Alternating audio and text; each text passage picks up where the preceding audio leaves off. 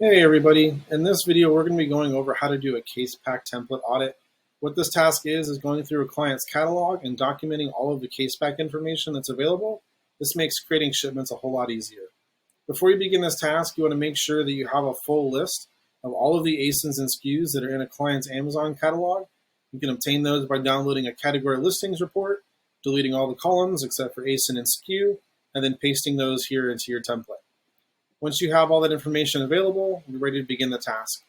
Now, a quick note about FBM SKUs. You want to make sure that for this task, you have both FBA and FBM SKUs documented. Obviously, FBM SKUs are not going to have any case pack information in Seller Central, but it's possible that your client may have case pack information available for you for SKUs that are FBM only at the current time. And it's also possible that they may want to convert those over to an FBA SKU. We want to make sure that we have that case pack information available and documented. That way we can more easily create those shipments at that time. So to begin this task, we're going to start with our FBA SKU that we have here as our example. We're going to be working on client the Axle workout. I'm just going to Control C and I'm going to copy the ASIN. I'm going to come over here to Amazon, and we need to be in the send to Amazon workflow in order to get the case pack information. So we're going to go over here to Inventory, Manage FBA Shipments, and then we're going to click on Send to Amazon in the top left-hand corner. Once the page loads, we want to check and make sure that this send to Amazon workflow is not being used by anybody else. We can know that by clicking on the SKUs ready to send. If there's anything listed here, come up here to the top right, click Start New, and then you can start a fresh send to Amazon workflow, and you won't be interrupting anybody else's workflow that may be in progress. So what we're going to do is we're going to click Search by ASIN. We're going to paste the ASIN in.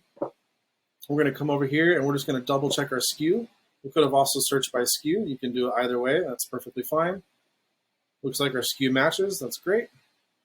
And then we want to come over here now, and we want to look for case pack information. We do this by opening up the menu. If this dropdown only says individual units and create new case pack template, there is no case pack information available. If that is the case, come over here, and then in the template name field, you'll just simply put NA. There is no information available. There is no template. It doesn't exist yet.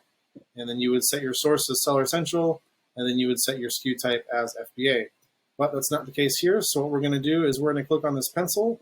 Once we've selected the packing template, we're going to click in the field, Control A to select all, Control C to copy, and we just need to copy and paste all of the information right on over in here. So we're going to go ahead and do that, and the next thing we're going to do is units per box. We'll copy that, paste that in this field, click into the next field, go ahead and grab the next dimension. Go ahead and paste that. Go ahead and grab dimension number 2. Paste that in the appropriate field. Same thing for the last dimension in the box. And then we want to grab the weight as well. And paste that too. Last piece of information that we need is who labels. We're going to come over here and we're going to see what's selected. Currently it's set to by seller. Obviously this can't be changed because it's grayed out. And we're going to pick by seller in the drop-down menu.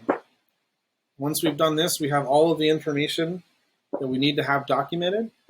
And then again, this is just an example of one. You would have a full list here. You grab your next ASIN or SKU, close out of this, come back in here, do another search, and then repeat this process for each and every single ASIN or SKU that you have on your list. Now again, if there is not a case pack template, you can just simply put NA. This indicates that we don't have any information. And then if you have an FBA SKU, an FBM SKU from the client that needs to document the case pack information, you can simply just pick FBM, and then in the source here for your template, you would pick client, and then you can put in the information that the client has provided you with, and this just simply gives us all that information. Once you have filled out this template in its entirety, we'll now have a full list of all the case pack information for the client, help us figure out if there's any case pack templates that we might need to create to help expedite shipments, and having all this information on file will make creating shipments in the future much easier. And that's it. If you have any questions, please let me know.